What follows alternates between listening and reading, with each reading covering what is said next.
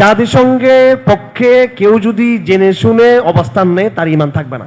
সম্প্রতি বাংলাদেশে জাতিসংঘের মানবাধিকার কমিশন এর কার্যালয় স্থাপন নিয়ে দেশের আলেম সমাজের তুমুল বিরোধিতা পরিলক্ষিত হচ্ছে।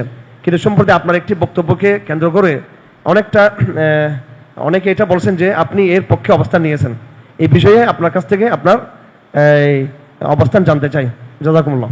দেখেন, এই যে এখানে একটা মিথ্যা কথা বলা হয়েছে আমার সম্পর্কে, সেটা হলো আপনি এর পক্ষে অবস্থান নিয়েছেন। জাতিসংঘের পক্ষে কেউ যদি জেনে শুনে অবস্থান নেয় তার ঈমান থাকবে না। তার কি থাকবে না? ঈমান থাকবে না। ঠিক আছে, এর পরিষ্কার কথা এটা। কাফেরদের পক্ষে কি অবস্থান নেওয়া যাবে? ও থাকবে না, প্রশ্ন তো আসে না। তো এটা হচ্ছে ইসলামের আকীদা। ইসলামের অন্যতম আকীদা হচ্ছে অনেকগুলো আকীদা, তার মধ্যে আল মুওয়ালাত। ঈমান ভঙ্গের কারণ জানেন আপনারা? ঈমান ভঙ্গের কারণগুলো, ঈমান ভঙ্গের অনেকগুলো কারণ। এক নম্বর হচ্ছে শিরিক। ঠিক আছে, এরপরে এই পাপকে হালাল মনে করা। পাপকে কি মনে করা? হালাল মনে করা। আর রাদা বিল কুফর, কুফরের উপর সন্তুষ্ট থাকা। হ্যাঁ, দিন নিয়ে ইস্তেহজা করা, ইস্তিগফাফ বিদ্দিন, দিনকে নিয়ে তুচ্ছ তাচ্ছিল্য করা। এবং এই কারণগুলোর মধ্যে একটা হচ্ছে কাফেরদের সাথে আদর্শিক বন্ধুত্ব স্থাপন করা। কি বন্ধুত্ব? স্ট্র্যাটেজিক না, স্ট্র্যাটেজিক বন্ধুত্ব, স্ট্র্যাটেজিক সম্পর্ক থাকতে পারে, কর্পোরেট সম্পর্ক থাকতে পারে। কাফেরদের সাথে আমার বিজনেস থাকবে না? থাকবে কিনা?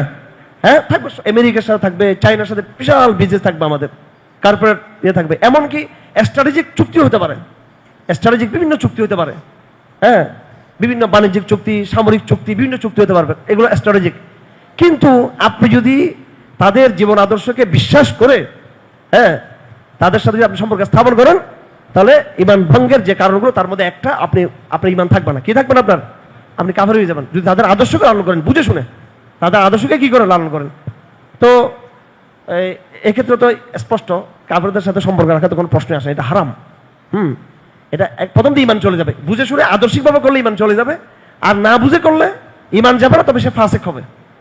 আমাদের বেশিরভাগ রাজনীতিতে যেটা করে থাকে ভারত, আমেরিকা, বিভিন্ন রাষ্ট্রের সাথে, এটা এটা এটা ওনারা ইসলামের যে পলিটিক্যাল সায়েন্স, ইসলামের যে নীতি, ওই জায়গা থেকে তারা করেন না। তারা করেন সেটা নিজের মন করা জায়গা থেকে। এই জন্য এখানে কেউ ঈমান হারাইতেছে, আর কেউ নিজের আমলকে হারাচ্ছে এখানে। আর আমার বিষয়ে যে জিজ্ঞেস করছেন, এখানে একটা সূক্ষ্ম একটা বিষয়, সেটা হলো দেখেন, আমার বক্তব্যটা কি, আমি তো একটা বক্তব্য দিয়েছি হেফাজত ইসলামের ইয়েতে। ওই বক্তব্য আমি প্রথম কথা যেটা বলছি যে এই যে আজকে বর্তমান বাংলাদেশের যে অবস্থাটা হয়েছে, এই আফটার রেভলিউশন, বিপ্লবের পরে যেটা হয়েছে, এটা আমি আরো 10 বছর আগে আমি ভবিষ্যৎবাণী করেছি। এটা আমি বলছি যে বক্তব্য নিয়ে আপনারা আমার সমালোচনা করতে, অনেকে, আপনারা না, অনেকে আর কি, কেউ এটা হিংসার কারণে করতেছে, জানে তারপর করে। আর কেউ, আমাদের অনেক ভাইরা আছেন যারা আমাদেরকে ভালোবাসে, তারা হয়তো এটা না বুঝে হয়তো দুঃখ পেয়েছেন, এমন হতে পারে। এই জন্য এটা ব্যাখ্যা দেওয়া উচিত। আমি মনে হয় এখানে সাংবাদিক আমাদের সুফিয়ান ভাই আছেন, মাহমুদুর রহমান সাথে অনেক বিখ্যাত বাংলাদেশের একজন অনেক বড় সাংবাদিকতার একেবারে সূর্য পুরুষ ভাই। আমরা আলহামদুলিল্লাহ একটু পড়াশোনা করি, কিছু মনে করবেন না আপনারা। আমি আমার ফেসবুক আইডিগুলো খেয়ে ফেলছিলাম, আমি দেখাইতাম আপনাদেরকে। হাসিনার আমলে আমি বারবার ভবিষ্যৎবাণী করছি একটা কথা, আজ থেকে 15 বছর আগে, 16 বছর আগে, 12 বছর আগে, 14 এবং 20 বছর, বিশেষ করে 10 বছর আগে থেকে আমি, এবং বিশেষ করে 2016 সাল কারাগার থেকে আসার পর আমি বারবার ভবিষ্যৎবাণী করছি যে হাসিনা চলে যাওয়ার পরে বাংলাদেশে পশ্চিমাদের কি বেড়ে যাবে? কি বেড়ে যাবে? আধিপত্য বেড়ে যাবে। সেই যে ভবিষ্যৎবাণী, তারই ধারাবাহিকতা হচ্ছে এই জাতিসংঘের যেখানে অফিস আসছে সেটা। ইতিমধ্যে আপনারা দেখছেন বিভিন্ন স্তরে, বিভিন্নভাবে আমেরিকার প্রভাব এবং এই পাশ্চাত্যের প্রভাব অনেক বেশি বেড়ে গেছে বাংলাদেশে। তার মানে কি আমরা হাসিনাকে আবার নিয়ে আসবো নাকি এটা প্রতিরোধ করার জন্য? কিন্তু এটা হয়েছে, এটা বাস্তবতা। তা আমি এইভাবে বলতাম বহু আগে থেকে যে হাসিনা পরবর্তী, হাসিনা রেজিমের পতনের পরে, এবং আমি এইভাবে লিখতাম যে ভারতীয় আধিপত্য উত্তর বাংলাদেশের একটা নতুন বাংলাদেশ আমরা দেখবো, সেটা হলো পাশ্চাত্যের আধিপত্যের বাংলাদেশ দেখবো আমরা। ডক্টর ইউনূসের আগমন তারই ধারাবাহিকতার একটা, এবং এটাকে আমরা এনজিও সরকার বলি। কি বলি এটাকে? এনজিও গভর্নমেন্ট বলি এটাকে। কিন্তু আমরা তাদের বিরুদ্ধে বেশি সংগ্রাম করতেছি না, এই জন্য যেহেতু তাদের বিরুদ্ধে বেশি করতে গিয়ে আবার আওয়ামী লীগকে কি করা হবে, হ্যাঁ, প্রশ্রয় দেওয়া হয়ে যাবে। এই জন্য আমরা ওদের অন্যায়গুলো দেখেও আমরা অনেক সময় এই সহনীয় মানে ধৈর্য ধারণ করতেছি, তারপর আমরা আমাদের প্রতিবাদ অব্যাহত রাখছি। তো জাতিসংঘের আগমনটা, এটা আপনারা তো কি বলবো, মানে আপনার তো সজাগ হয়েছেন এখন, আপনারা বুঝার আগে আল্লাহ পাক আমাকে এটা বুঝার তৌফিক দিয়েছেন যে এগুলো এখানে হবে বাংলাদেশে। আমি খুব সতর্ক, আমি অনেক কনসার্ন, শুধু এটা না আরো অনেক কিছু এখানে পুরো জিওপলিটিক্যাল হিসাব নিকেশ বদলে দেওয়ার মতো একটা চক্রান্ত হচ্ছে কিন্তু। তা আমার চেয়ে কনসার্ন কার বেশি আছে? জাতিসংঘের অফিস শুরু হচ্ছে তখন আপনারা আবার শুরু করছেন, আমি তো এটা আরো 10 বছর 8 বছর 5 বছর 7 বছর আগে থেকে বলা শুরু করছি আমি এই বিষয়ে। ঠিক আছে, পরিষ্কার, আমাদের আস্থা রাখতে পারবেন ইনশাআল্লাহ আজিজ। মাঝখানে একটা ঘটনা ঘটে গেছে, জাতিসংঘ যখন অফিস শুরু হলো, স্বাভাবিক এখানে আমাদের সমাজ সংস্কৃতির বিরুদ্ধে এলজিবিটি, সমকামিতা, তথাকথিত ভুয়া পাশ্চাত্যের নারীবাদ, এগুলো আছে, আমাদের সাংস্কৃতিক চ্যালেঞ্জ আছে এখানে। এরপর আমাদের স্ট্র্যাটেজিক চ্যালেঞ্জ আছে, নিরাপত্তার চ্যালেঞ্জ আছে। ওরা ইউরোপিয়ান ইয়েগুলোকে তারা স্পেস দিবে এখানে, পার্বত্য চট্টগ্রামে আশেপাশে, পূর্ব তিমুরের নজির আমাদের সামনে আছে, আমাদের সামনে দক্ষিণ সুদানের ঘটনা আমাদের সামনে আছে না আমাদের সামনে, এই ঘটনাগুলো ঘটেছে। এবং জাতিসংঘ পাশ্চাত্য পারপাস সার্ভ করে। আর জাতিসংঘের অভ্যুদয় হয়েছে আপনারা জানেন ইসরায়েল রাষ্ট্রের সাথে সাথে, কিন্তু কার সাথে সাথে? হ্যাঁ, ইসরায়েল রাষ্ট্র। এই জন্য আমরা অনেকে মনে করি ইসরায়েল রাষ্ট্রের নিরাপত্তা দেওয়ার জন্য জাতিসংঘকে কি করা হয়েছে, সামনে আনা হয়েছে। না হয় দেখেন, প্রথম বিশ্বযুদ্ধ দ্বিতীয় বিশ্বযুদ্ধের মধ্যে ডিউরেশন ছিল খুব কম, ঠিক না? মাত্র 50 বছর হয় নাই, 40 বছরের ভিতরে 30 বছর ভিতরে দুইটা কি হয়ে গেল, 20 কত 14 সাল থেকে নিয়ে 14-15 সাল থেকে এদিকে কি পর্যন্ত, হ্যাঁ 18-19 সাল পর্যন্ত, আর ওদিকে হলো আপনাকে 41 থেকে 43 পর্যন্ত, 39 থেকে কত পর্যন্ত, 50 পর্যন্ত, প্রায় 10 বছর মেয়াদি এই যুদ্ধটা হয়েছে 2 টার্মে। এবং সেটা হয়েছে খুব কি অল্প ডিউরেশনে, খুব অল্প সময়ে। জাতিসংঘ না হলে কিন্তু এই লড়াইটা আরো হতো। দেখেন, এগুলো ইতিহাস পড়তে হবে। মানে এই সব যুদ্ধ বাঁধানোর পিছনে ভূমিকা ছিল ইহুদিদের। এটা আমি প্রমাণ করবো ইনশাল্লাহ, আমাকে সুযোগ দিবেন লেকচার। আমার হেফাজত ইসলাম কি করে বলে, আপনি খুব আলোচনা করার পর আমার পিঠে হাত দিয়ে এরকম করে এই পিঠে হাত দেওয়াতে আমি নার্ভাস হয়ে যাই, তখন আমি আর কথা বুঝতে পারি না। এবারও আমি আলোচনা গোলটেবিল বসছে, আর আমাকে সময় দিতে হবে তো, হ্যাঁ বলতেছে 1 মিনিট 2 মিনিট, তো একজন বক্তাকে কথা বুঝতে পারে এখানে। আমি কথা দ্রুত বলছি, চিন্তা হচ্ছে কেউ পিঠে হাত দেয়, হাত দেওয়ার আগে আমি যাচ্ছি বক্তৃতা শেষ করার জন্য। ওই যে আপনার সার্বর্দ উদ্যানে এরকম দাঁড়াইছি, প্রথমে বললো যে 1 মিনিট, প্রথমে মেন্টালি নার্ভাস করে দিছে আমাকে। এরপরে 1 থেকে 2 মিনিট যাইতেই না যেতে পিঠে অন্তত 4-5 বার হাত বুলানো হয়ে গেছে। এই অবস্থার মধ্যে বাঙালিকে বোঝানো সম্ভব যে 8-10 মিনিটে? যাই হোক, আপনার জুমাতে প্রশ্ন করছেন, ভালো করছেন। আমাদের অবস্থানটা বুঝেন ভালো করে। এই ইহুদিরা এখানে কিন্তু যুক্ত এই পাশ্চাত্য সমাজের উত্থানের পিছনে। যাদের প্রথম বিশ্বযুদ্ধে যখন নাকি হিটলার হেরে যাচ্ছিল, ইয়ারা হেরে যাচ্ছিল আপনার যে ইউরোপিয়ানরা জার্মানিদের সামনে, জার্মানিদের মায়ের কাছে, তখন ইহুদিরা এসে ওরা কি করলো, মধ্যস্থতা করে তারপরে কিন্তু তারা খুব কৌশলে জার্মানকে পরাজিত করে দিল। সেম দ্বিতীয় বিশ্বযুদ্ধ একই অবস্থা, ব্রিটিশরা অন্যরা হেরে যাচ্ছিল, মাঝখান থেকে ইহুদিরা এসে আমেরিকাকে যুক্ত করে, হ্যাঁ তখন তারা এই যুদ্ধে তারা ফলাফলটা কার পক্ষে নিয়ে আসলো, ইউরোপিয়ানদের পক্ষে নিয়ে আসলো। এখন এই যে এই জাতিসংঘের কথা বলতেছি, 2টা বিশ্বযুদ্ধ হওয়ার পরে আপনারা জানেন ইসরায়েল রাষ্ট্র কত সালে প্রতিষ্ঠিত হয়? 1900 কত সালে?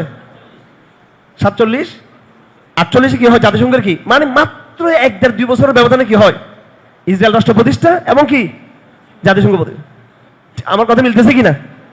অর্থাৎ যতদিন দরকার ছিল ইহুদিদের যুদ্ধ লাগানো, তারা যুদ্ধ লাগাইছে। এবার যুদ্ধ হলে কিন্তু ইহুদি রাষ্ট্র প্রতিষ্ঠা হয়ে গেছে। এখন আর যুদ্ধ লাগলে কিন্তু কার ক্ষতি? বস আস্তে করে সারা দুনিয়াকে তারা একটা ফ্রেমে নিয়ে আসছে, তারা যে আজ যুদ্ধ না হয়, যত যুদ্ধ হবে না এখন তত তাদের কাদের লাভ? ইহুদের লাভ। এখানে জাতিসংঘ একবার নিশ্চিতভাবে কি ইহুদের পারপাসকে সার্ভ করছে এখানে, ঠিক আছে? এগুলো অনেক গভীর ব্যাপার আছে। বাংলাদেশের কনটেক্সটে বিষয়টা একটু ভিন্ন হয়ে গেছে এখানে। সেটা কি? যে কারণে আমি মতামতটা একটু লিবারেল করে ফেলছি। আমার প্রথমে খুব একদম জাতিসংঘের ভিতরে খুব হার্ডকোর অবস্থান ছিল আমার, এখনো আছে সেই অবস্থান, আদর্শিক জায়গা থেকে স্ট্র্যাটেজিক জায়গা থেকে আছে সেটা। এখানে জাস্ট আমি একটা সংযুক্ত করছি যে আপনারা সবাই জাতিসংঘের বিরুদ্ধে করতেছেন, আপনারা সবাই এখানে, কিন্তু এই সুযোগে ভারতের বিরুদ্ধে করতেছে আবার তলে তলে। এগুলো তো আমরা জানি ভাই, আমরা রাজনীতি বুঝি, আপনারা তো এগুলো জানেন। আপনারা শুধু ফেসবুক দেখেন, কোনো তথ্য পাওয়ার জন্য আপনাকে ফেসবুকে ঢুকতে হবে, গুগলে ঢুকতে হবে, ইউটিউবে ঢুকতে হবে, টুইটারে ঢুকতে হবে, বিভিন্ন আন্তর্জাতিক মিডিয়া ঢুকতে হবে। এরপর আপনাকে ইন্ডিভিজুয়াল বিভিন্ন যোগাযোগ করতে হবে, বিভিন্ন সাংবাদিক, বুদ্ধিজীবী, এদের কনসার্নগুলো নিতে হবে, ঠিক কিনা? আমি যখন স্ট্যাটাস দেওয়ার আগে আমি আমার ফেসবুকের আমার আইডি, যে গরিব আইডি, ওটাতে আমি ঢুকি।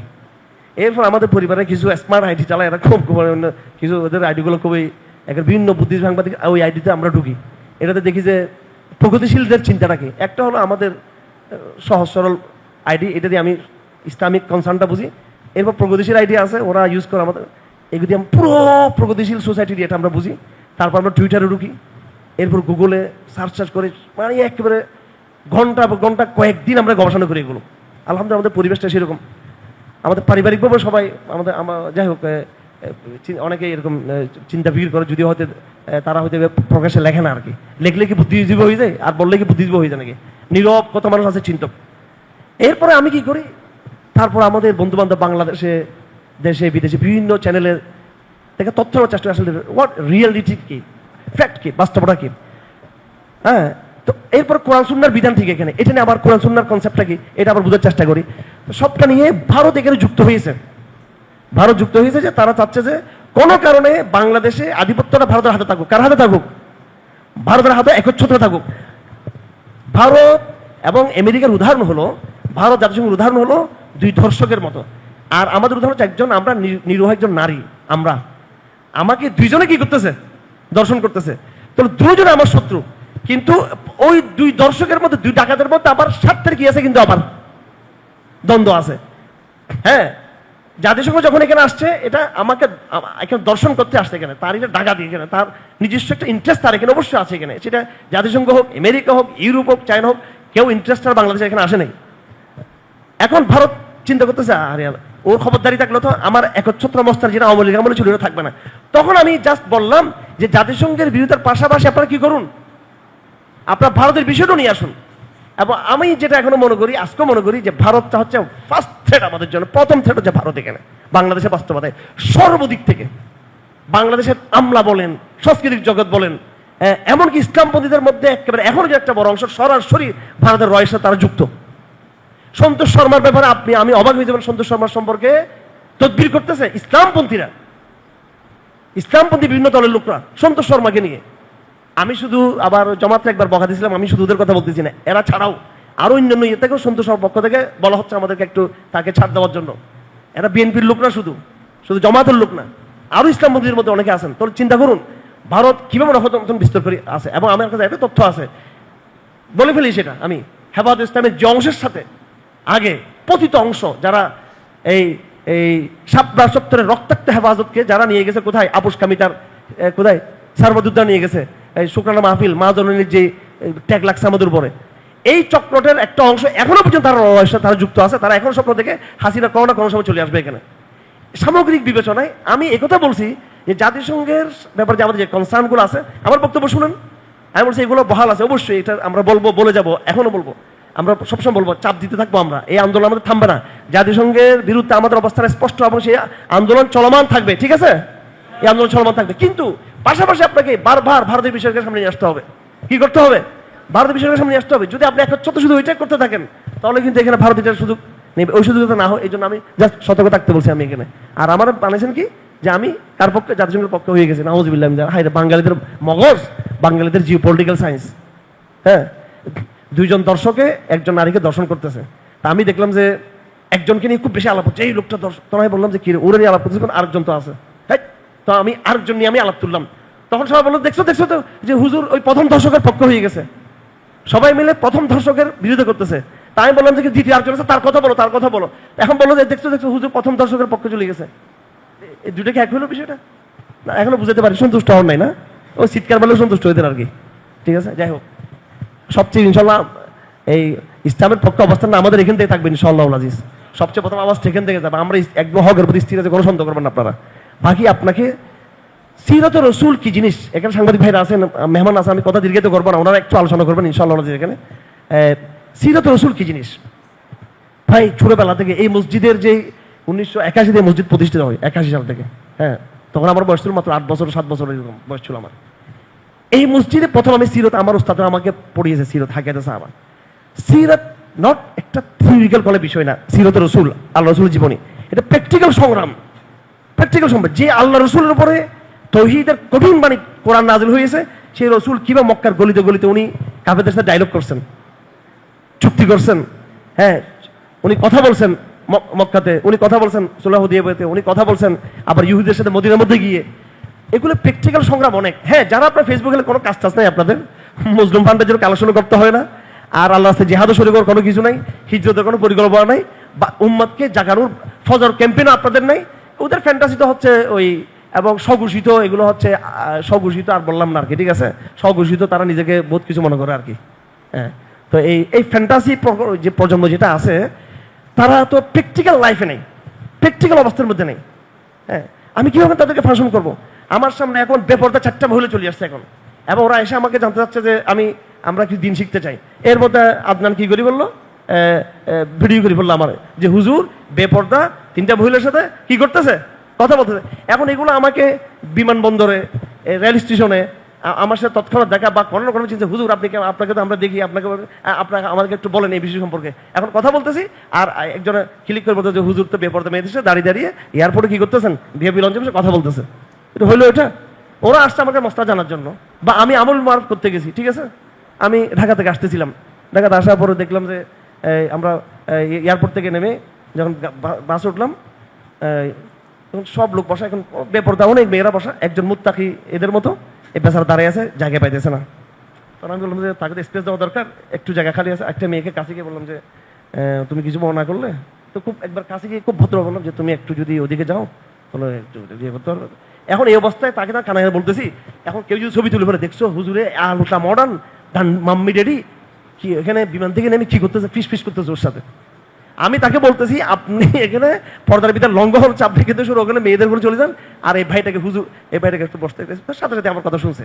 তা আমলের মারুফ এগুলো তো মানুষের প্র্যাকটিক্যাল লাইফটা অনেক কঠিন, প্র্যাকটিক্যাল লাইফ অনেক কঠিন, প্র্যাকটিক্যাল ইয়েটা অনেক বিষয়। আমরা বাংলাদেশে শুধু কথা বলি না ফেসবুকে, আমরা বাস্তবে আমরা প্রশাসনের সাথে বসি, আমরা জনগণের সাথে বসি, কথা বলি, এবং যতটুকু সম্ভব হাসিনা আমল পর্যন্ত আমরা বিভিন্ন পর্যায়ে প্রশাসনকে আমরা বুঝাইতাম, কথা বলতাম, মোটিভেশন করতাম, দাওয়াত দিতাম আমরা। তো যাই হোক, আমরা ফিতনার মধ্যে না থাকি, আর আমারও ভুল হতে পারে। আপনাদেরকে ধন্যবাদ, আপনারা আমার বিরোধিতা করেছেন অনেকেই, এর জন্য ধন্যবাদ। কারণ এই বিরোধিতার মধ্যে একটা ফায়দা আছে। কি ফায়দা আছে? সেটা হলো যে আমি যদি পদস্খলন হই তাহলে আমি সতর্ক হব, এটা দরকার আছে। আর একটা ঘোষণা আমরা দিচ্ছি আল কোরআন দারসের পক্ষ থেকে, ইনশাআল্লাহ ওলামা জনতা ঐক্য পরিষদ, আমরা আগে একটা প্ল্যাটফর্ম ঘোষণা দিয়েছিলাম, এই ব্যানার থেকে আমরা জাতিসংঘকে এই সপ্তাহের মধ্যে আমরা একটা স্মারকলিপি দিচ্ছি আমরা আনুষ্ঠানিকভাবে। সেখানে আমাদের লোকরা আপনারা যাবেন, ঢাকা থেকে থাকবে, আমরা আনুষ্ঠানিকভাবে এটা আল কোরআন দারসের উদ্যোগে হবে, এবং ওলামা জনতা পরিষদ যেটা নিয়ে আমরা ঢাকা চট্টগ্রাম অনেকগুলো মিটিং আমরা করেছি বিভিন্ন ইস্যুতে, আমরা আনুষ্ঠানিকভাবে আমাদের কনসার্নগুলো আমরা তুলে ধরবো, এবং ইংরেজি ভাষায় সেটা আমরা তাদেরকে পেশ করবো ইনশাআল্লাহ।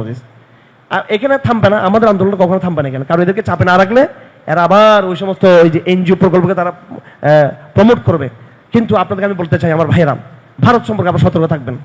আল্লাহ রসুল ভারত সম্পর্কে সতর্ক করছে, ঠিক কিনা? করছে কিনা? এই অঞ্চলে যতটুকু চীন থ্রেট আমাদের জন্য, যতটুকু আমেরিকা থ্রেট আমাদের জন্য, যতটুকু ব্রিটিশ আমাদের থ্রেট, তার চেয়ে বেশি থ্রেট হচ্ছে ভারত, অনেক বেশি। এবং এখনো পর্যন্ত আমেরিকার মিশন আছে বাংলাদেশ নিয়ে। আমেরিকা কি চাই? আমেরিকা চায় বাংলাদেশে একটা ইসলামটাকে একটু মুনাফিক ইসলাম প্রতিষ্ঠা করা। কি ইসলাম প্রতিষ্ঠা করা? এটা মানে একটা মডারেট টাইপের ইসলাম প্রতিষ্ঠা করা। ইসরায়েল হচ্ছে মুনাফিক ইসলামের দরকার না, ইসলামের নামও থাকবে না, জিরো টলারেন্স। বাংলাদেশকে নিয়ে আগামী দিন ভারত এবং কি ইসরায়েল, অনেকে বলতেছে ভারত আর আমেরিকা একসাথে কাজ করতেছে, এটা কিন্তু এই তথ্যটা ভুল, এই তথ্যটা পুরোপুরি ঠিক না। আমেরিকা ভারতের লেন্সে দেখে, এটা অনেকে বলে, ঠিক আছে দেখে কিছু বিষয়, কিন্তু মূল ইসলামকে নির্মূলের যে এজেন্ডা, এটা করতেছে কে? ভারত তো আছেই। ভারতের সাথে ভারতের প্রধান মিত্র কি আমেরিকা নাকি ইসরায়েল? ইসরায়েল, ঠিক আছে। জাতিসংঘের মিশনটা 100% কিন্তু ইহুদিবাদী ইসরায়েলি মিশন না, এটা আংশিক ইসরায়েলি মিশন, এটা দৃশ্যমান। সে কিছু ভালো কাজ দেখাবো আপনাকে, কিছু ভালো কাজের ভিতরে সে আবার কিছু তার এজেন্ডা, গোপন এজেন্ডা বাস্তবায়ন করবে। এটা জাতিসংঘের কৌশল, সে কৌশলে যাবে, সুদূর প্রসারী তার লক্ষ্য। আর ইসরায়েল হচ্ছে ডাইরেক্ট ইসলামকে নির্মূল করার এজেন্ডা নিয়ে কাজ করতেছে, কার সাথে? ভারতের সাথে। এই জন্য ভারতকে বারবার সামনে রাখবেন এই দুষ্টটাকে। খালি জাতিসংঘ জাতিসংঘ বলে বলে আপনি শত্রু আরেকটা যদি আপনি ভুলে যান, এটা হবে না। আমি এটাই বুঝাতে চাইছিলাম।